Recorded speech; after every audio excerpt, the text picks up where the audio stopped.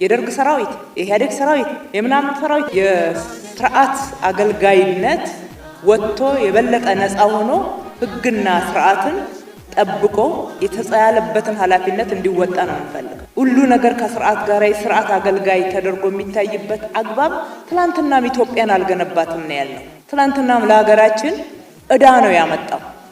አንዱ ሲሰራ ሌላው ከኋላ መጥቶ ሲያፈርስ ይሄንን አትሊስት እድል ባገኘን አመራሮች አሻሽለ ነው እንደቀደመው የደርግ ሰራዊት የኢህአዴግ ሰራዊት የምናምን ሰራዊት እየተባለ በስርዓት የጸጥታ አካል የሚጠራበትን አግባብ እንስበረው። በምንም አይነት የፖሊስን ስነ ምግባር የፖሊስን ኃላፊነት የሚያጓድል የሰራዊት አባል ከተገኘ ችላ መባል የለበትም።